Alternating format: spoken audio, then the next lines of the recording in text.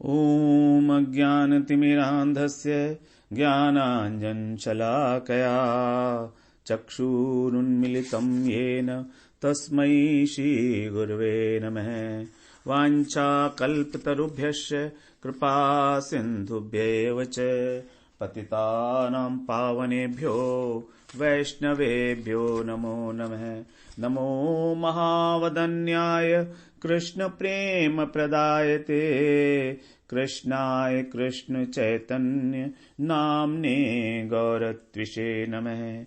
आनन्दलीलामय विग्रहाय हेमाभदेव्यच्छविसुन्दराय तस्मै महाप्रेमरसप्रदाय चैतन्यचन्द्राय नमो नमस्ते।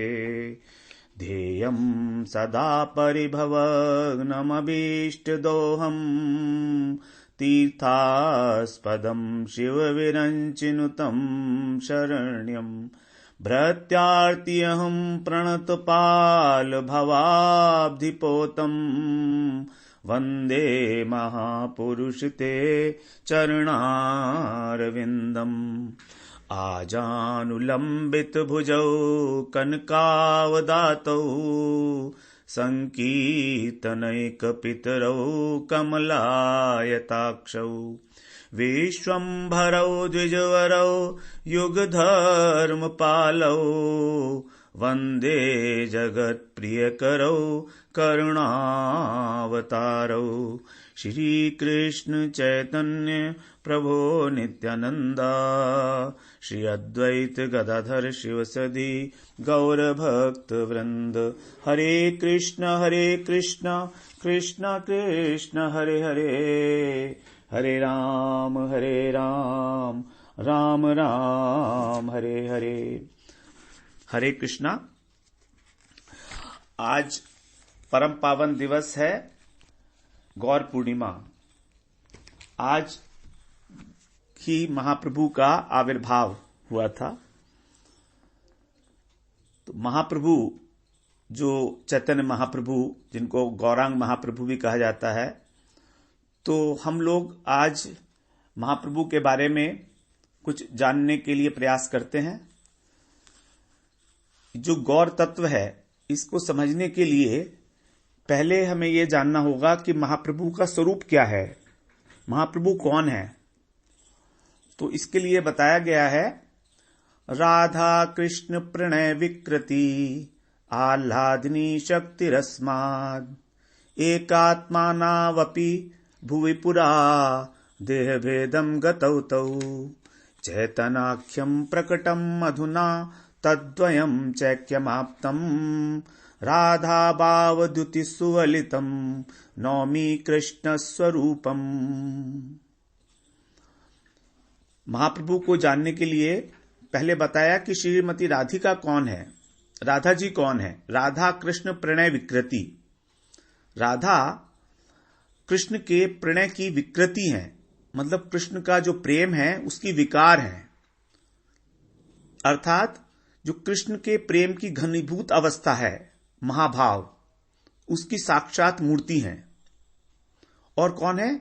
आह्लादिनी शक्ति, और आह्लादिनी शक्ति है, कृष्ण की आह्लादिनी शक्ति है। जैसा हम लोग श्रवण किए हैं, भगवान की तीन प्रकार, एक स्वरूप शक्ति होती है भगवान की, उसी के अंदर जो उसकी तीन वृत्तियां हैं, संघनी शक्ति, संवित शक्ति और आह्लादिनी शक्ति, जो उसकी तीन वृत्तियां हैं। इसमें बताया, लादनी संघनी संवित त्वयेका सर्व संस्थितौ लाद तापकारी मिश्रा त्वयि नो गुण वर्जिते।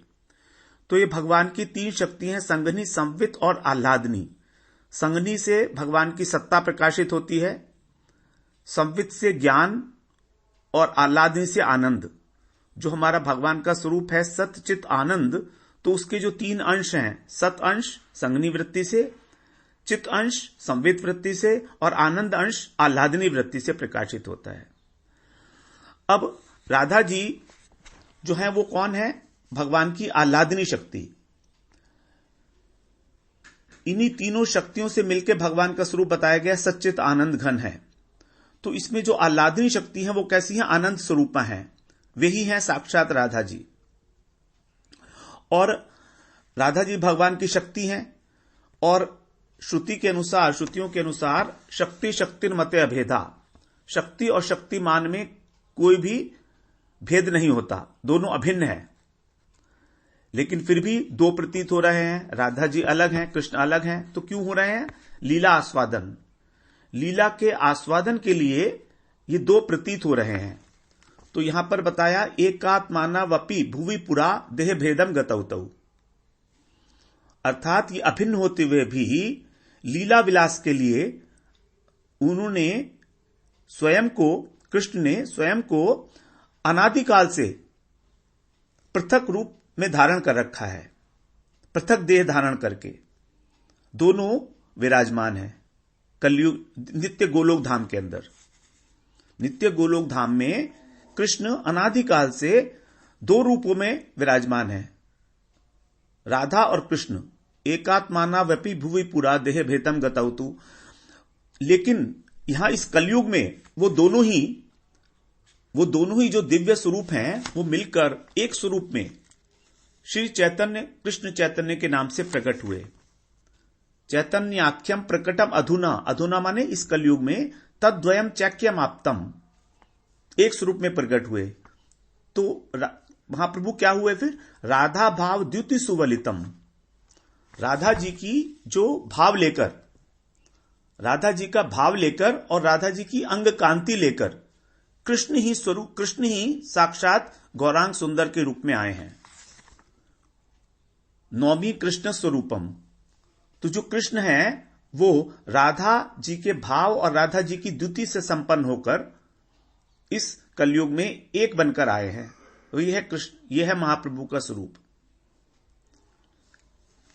अर्थात महाप्रभु राधा और कृष्ण दोनों का मिलित स्वरूप है। राधा जी का वर्ण कैसा है? तप्त कांचन गौरांगी राधे वृंदावनेश्वरी, तप्त पीत के भांति, तप्त कांचन तपे हुए सोने की भांति, स्वर्ण वर्ण। और राधा जी का भाव क्या है? राधा जी हमेशा ही एक भाव में, जिसको महाभाव बोलते हैं, उसमें विभावित रहती हैं। तो कृष्ण जो हैं वो राधा जी का भाव लेकर और उन्हीं की अंग कांति लेकर कलयुग में महाप्रभु के रूप में अवतरित हुए। राधा कृष्ण मिली अब दो गौर रूप अवतारी, राधा और कृष्ण का जो मिलित स्वरूप है वही महाप्रभु के रूप में अवतीर्ण हुआ। अब इस विषय में को कहां पर कहा गया है शास्त्रों में? तो यहां पर श्रीमद् भागवत पुराण में कहा गया है, कृष्ण वर्णम त्रिशा अकृष्णम, कृष्ण वर्णम त्रिशा अकृष्णम सांगोपांग अस्त्र पार्षदम यज्ञ संकीर्तनई प्रायै यजंती ही सुमेधसः। कृष्ण वर्णम त्रिशा अकृष्णम सांगोपांग अस्त्र पार्षदम, 11वें स्कंद का 5वें अध्याय का 32वां श्लोक है। कृष्ण वर्णम त्रिशा अकृष्णम, तो पहला शब्द है इसमें कृष्ण वर्णम। कृष्ण का मतलब श्याम रंग और वर्ण का मतलब रंग, जिनका जो वर्ण है वो श्याम रंग है। अथवा इसका दूसरा अर्थ बनता है कृष्ण, जो कृष्ण का वर्ण का मतलब है शब्द, तो जो कृष्ण का नाम वर्णन करते हैं। कृष्ण का नाम क्या है? कृष और न, दो शब्द हैं इसमें, वर्णमाला के 2 अक्षर कृष और न। तो इन दोनों शब्दों का जो उच्चारण करते हैं उसको बोला गया कृष्ण वर्णम। अब दूसरा शब्द आता है त्रिशा कृष्णम, ये एक ही शब्द है त्रिशा कृष्णम। तो इसको जब हम संधि विच्छेद करते हैं तो 2 प्रकार से इसकी संधि विच्छेद होती है, त्रिशा प्लस कृष्ण और त्रिशा प्लस अकृष्ण। त्रिशा जो है ये है त्विट धातु से बना हुआ तृतीय विभक्ति में, जिसका अर्थ होता है कांति, प्रभा। तृतीय विभक्ति है त्रिशा। तो जो कांति से कृष्ण इसके भी दो अर्थ हैं। त्रिषा कृष्ण, अगर हम इसका संधि विच्छेद करते हैं तो इसका अर्थ होगा जो कांति से श्याम रंग के हैं, कृष्ण रंग के हैं। और त्रिषा अकृष्ण करेंगे तो जो कांति से अकृष्ण है, अर्थात गौरवर्ण है। तो यहां पर दो प्रकार संधि विच्छेद हो गया इसका भी। त्रिषा कृष्ण मतलब जो कांति से श्याम है और जो कांति से अकृष्ण है। अब यदि हम इन दोनों का अर्थ श्याम वर्ण ही लेंगे तो पुनरुक्ति दोष हो जाएगा, पुनरुक्ति दोष हो जाएगा। इसलिए यहां पर पहला वाला जो है कृष्ण वर्णम, उसका अर्थ लिया गया है जो कृष्ण के नाम का वर्णन करते हैं, कृष्ण और न, इन दो शब्दों का। और जो कांति से अकृष्ण है अर्थात पीत वर्ण है, क्योंकि कृष्ण स्वयं तो अपने नाम का वर्णन कहीं किया नहीं है। उन्होंने जब कृष्ण आए थे तो उन्होंने तो कभी कृष्ण नाम का कोई कीर्तन नहीं किया। इसीलिए यहां पर हमको लेना होगा कि पहला वाला जो कृष्ण वर्णम त्रिषा कृष्णम है, उसमें पहला वाला जो शब्द है कृष्ण वर्णम, उसके अंदर कृष्ण शब्द का जो वर्णन करते, कृष्ण दो शब्द जो है उनका उच्चारण करते हैं। और जो कांति से अंग कांति जिनकी अकृष्ण है अर्थात पीत वर्ण है, वे कौन है? महाप्रभु। तो कृष्ण वर्णम त्रिषा कृष्णम सांगोपांग अस्त्र पार्षदम। अब वो कैसे आविर्भाव होते हैं? सांगोपांग, अंग के सहित, उपांग के सहित, अस्त्र और पार्षद, ये चार चीजें बताई हैं। अंग, उपांग, अस्त्र और पार्षद। तो महाप्रभु के अंग कौन है? नित्यानंद प्रभु और अद्वैताचार्य जी, ये उनके अंग हैं। और उनके उपांग कौन है? उनके उपांग है श्रीनिवास पंडित और जितने भक्तगण हैं। और पार्षद कौन है महाप्रभु के? पार्षद है गदाधर जी। गदाधर जी कौन है? गदाधर जी शक्ति स्वरूपा है, शक्ति स्वरूप है। तो गदाधर पंडित जो हैं वो उनके पार्षद हैं। और अस्त्र क्या है महाप्रभु का? महामंत्र। महाप्रभु ने इस अवतार में कोई भी अस्त्र धारण नहीं किया। महाप्रभु ने केवल एक हरे कृष्ण कृष्ण कृष्ण हरे हरे, हरे राम राम राम हरे हरे, ये महामंत्र रूपी अस्त्र को ही धारण किया। और फिर क्या कह रहे हैं? यज्ञ संकीर्तन प्रायई, उनकी पूजा कैसे की जाती है? यजंती ही सुमेधसः, कैसे? यज्ञ के द्वारा, संकीर्तन यज्ञ के द्वारा ही अधिकांश लोग, अधिकांशतः उनकी पूजा की जाती है। और जो पूजा करने वाले हैं उनको क्या बोला? सुमेधसः, जो बुद्धिमान है। तो बुद्धिमान लोग संकीर्तन प्रधान यज्ञ के द्वारा ही उनकी आराधना करते हैं। ऐसे हैं वो कृष्ण। अब यहां पर शास्त्रों में इस अवतार का कहीं पर भी स्पष्ट रूप से उल्लेख नहीं है कि भगवान का गौरांग अवतार होगा, महाप्रभु का अवतार होगा। राम के अवतार के बारे में है, कृष्ण के अवतार के बारे में है। तो हमारे चतुर्युग में, जो हमारा चतुर्युग है, इसमें सत्ययुग, द्वापर, त्रेता, सतयुग, त्रेता, द्वापर और कलयुग, तीन युग, चार युग बताए गए हैं। तो भगवान का एक नाम है त्रियुग। इसका मतलब है कि भगवान तीन युगों के अंदर स्पष्ट रूप से अवतार लेते हैं। लीलावतार, यहां पर लीलावतार की बात हो रही है, क्योंकि भगवान के अनेक प्रकार के अवतार होते हैं। 6 प्रकार के अवतार बताए हैं: पुरुषावतार, गुणावतार, मनवंतावतार, मनवंतरावतार, युगावतार, लीलावतार और शक्त्यावेश अवतार। तो जो लीलावतार हैं वो भगवान के लिए, उसके लिए बोला गया त्रियुग। त्रियुग का मतलब है जो 3 युगों में अवतार लेते हैं। त्रियुग, भगवान ने 3 युगों में अवतार लिया है। ये बात बताई किसने है? ये बताई है प्रहलाद जी ने। प्रहलाद जी जब स्तुति कर रहे थे तो उन्होंने 7वें स्कंद के और 9वें अध्याय के 38वें श्लोक में बता रहे हैं कि भगवान का ये जो अवतार है कलयुग में, वो छन्न अवतार होगा। इत्थम नितिर्यक ऋषिदेव झषावतारई लोकान विर्भावयसि हंसि जगत प्रतीपान धर्मम महापुरुष पास युगानुवृत्तम छन्न कलौ यदभव त्रियुगो अथ सत्वम। छन्न कलौ, छन्न कलौ, कलौ का मतलब कलयुग में छन्न अवतार होगा। त्रियुगो अथ, भगवान को कहा गया त्रियुग, आप त्रियुग हो। तो अलग भगवान भिन्न भिन्न युग में नर के रूप में, तिर्यक योनि में, ऋषि या देव, मत्स्य आदि के रूप में अवतीर्ण होकर लोगों का पालन करते हैं, असुरों का संहार करते हैं, युग धर्म की रक्षा करते हैं। परंतु कलयुग में वे गुप्त रूप से रहते हैं, छन्न रूप से। छन्न का मतलब होता है, छन्न शब्द बना है छद्म धातु से। इसका अर्थ होता है आच्छादक, अर्थात जो अन्य वर्ण से अपने वर्ण को आच्छादन कर ले, छुपा ले अपने को।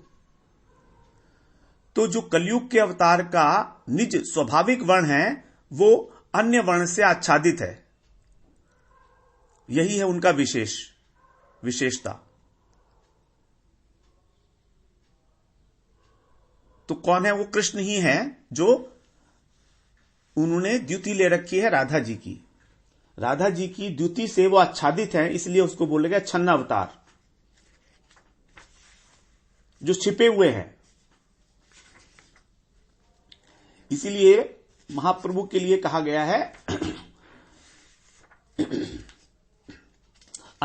महाप्रभु के लिए कहा गया अंतः गौरम बहिर्कृष्ण, अंतः कृष्णम बहिर्गौरम, अंतः कृष्णम बहिर्गौरम दर्शितांगादि वैभवम कलौ संकीर्तनाद्यई स्मः कृष्ण चैतन्यम आश्रितः।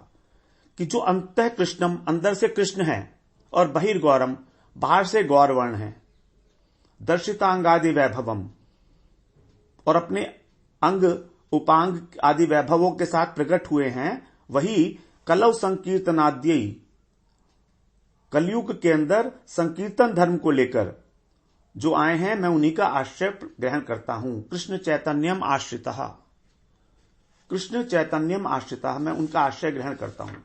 तो इस प्रकार से भगवान का यह अवतार बताया गया, छन्न अवतार।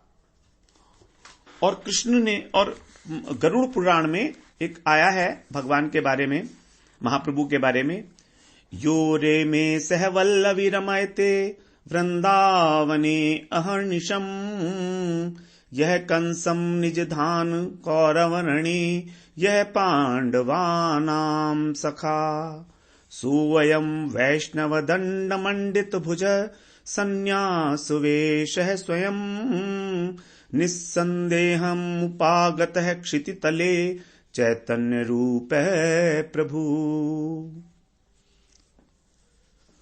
यहां बता रहे हैं प्रभु, जिन प्रभु ने कृष्ण रूप में यो रेमे सह वल्लवी रमयते वृंदावने अहर्निशम, जो श्री वृंदावन धाम में हमेशा सदैव अहर्निश गोपियों के साथ रासलीलाएं करते हैं, अनेक क्रीड़ाएं करते हैं, जिन्होंने कंस को मारा, कंसम निज धान कौरव वर्णे, और कौरवों के, और वहां पर कौरवों, उसमें कुरुक्षेत्र के मैदान में कौरवों के संग्राम में जो पांडवों के सखा बने थे, पांडवा नाम सखा, सो अयम, वही वैष्णव दंड मंडित भुज, वे ही प्रभु अब संन्यास वेश धारण करके, वैष्णव दंड धारण करके, अपनी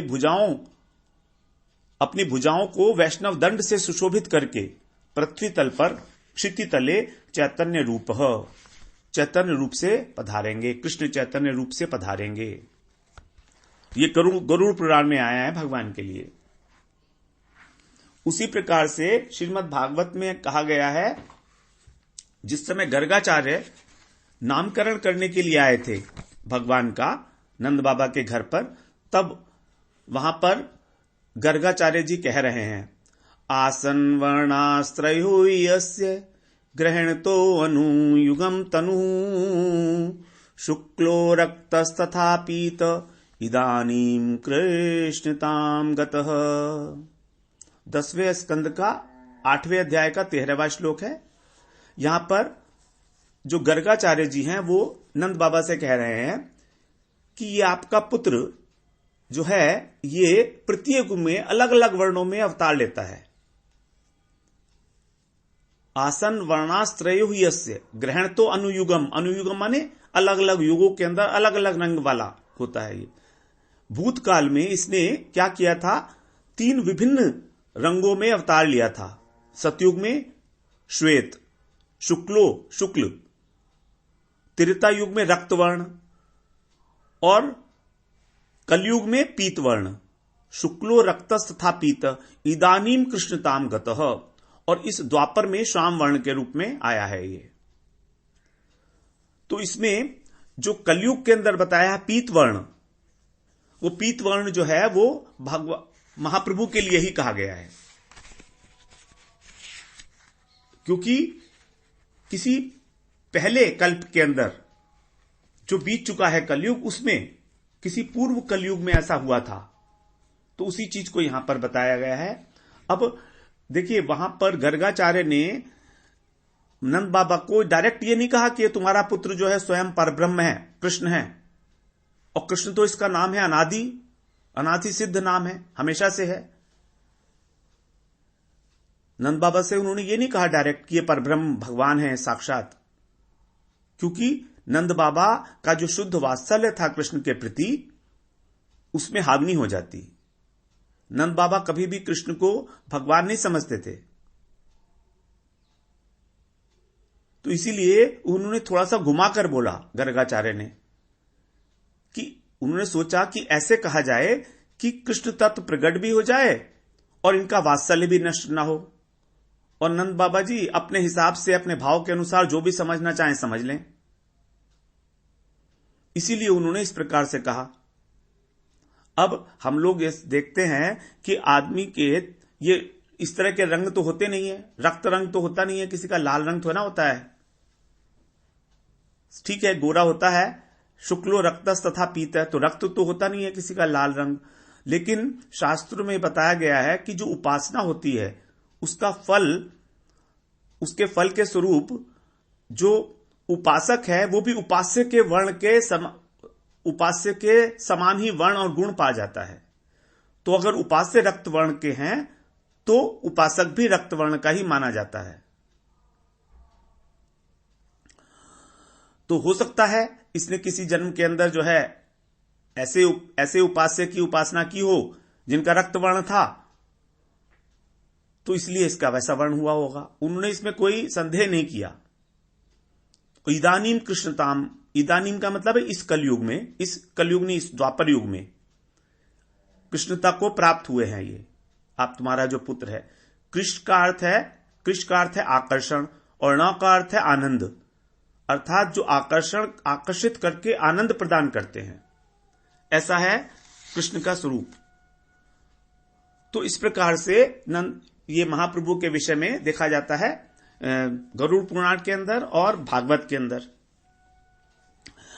अब महाप्रभु का जो स्वरूप है वो कैसा है, महाभारत में बताया है। सुवर्ण वर्णो हेमांगो वरांगश्चंदनांगदी संन्यास कृच्छमः शांतो निष्ठा शांति परायण। कैसे हैं महाप्रभु? स्वर्ण वर्णो, सोने के अंग वाले, तप्त कांचन, सुवर्ण वर्णो हेमांगो वरांगश चंदनांगदी। और वरांग मतलब बहुत उनके श्रेष्ठ अंग हैं। वर का होता है मतलब श्रेष्ठ, उनके अंग बहुत श्रेष्ठ हैं, अति श्रेष्ठ अंग हैं। सुवर्ण वर्णो हेमांगो, कैसे?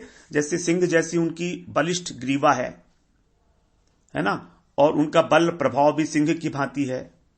हुंकार उनकी बिल्कुल मेघ के समान है।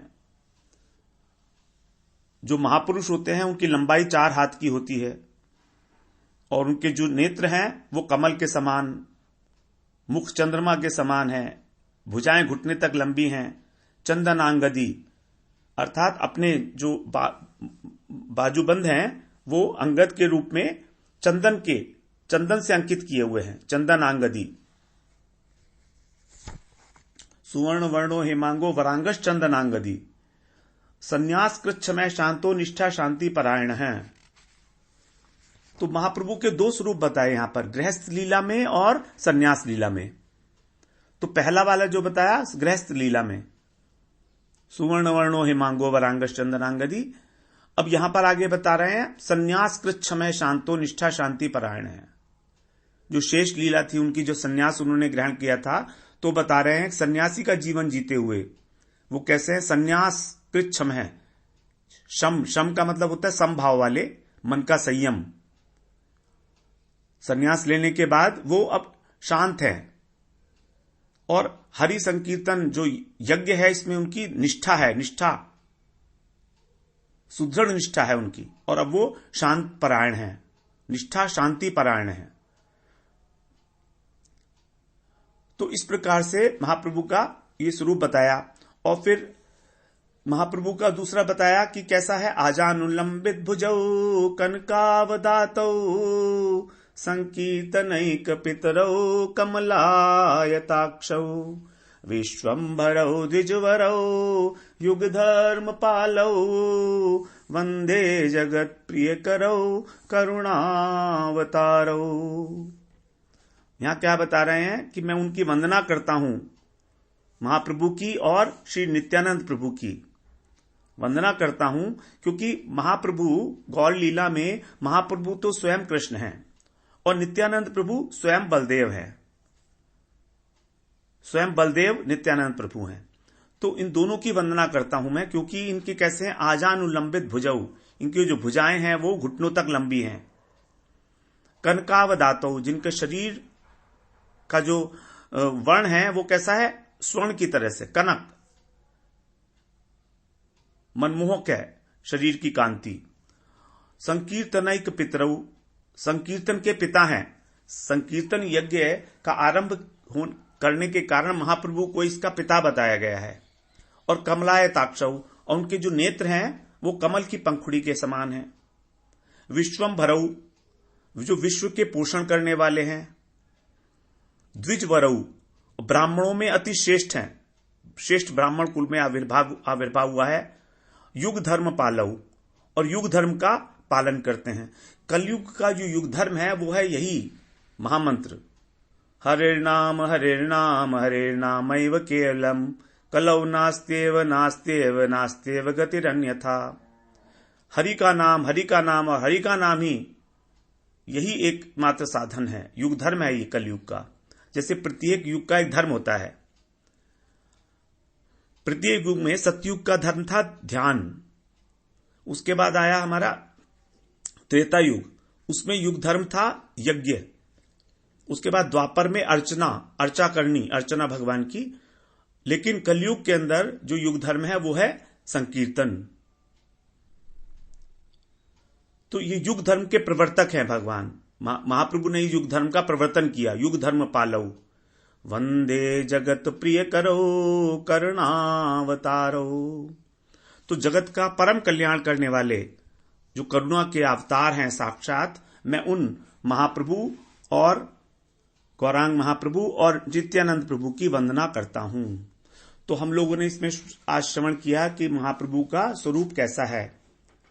अब हम लोग अगली बार श्रवण करते हैं कि महाप्रभु के अवतार का कारण क्या था, किस लिए कृष्ण जो है वो राधा जी का भाव और अंग कांति लेकर इस धराधाम पर कलयुग के अंदर अवतीर्ण हुए।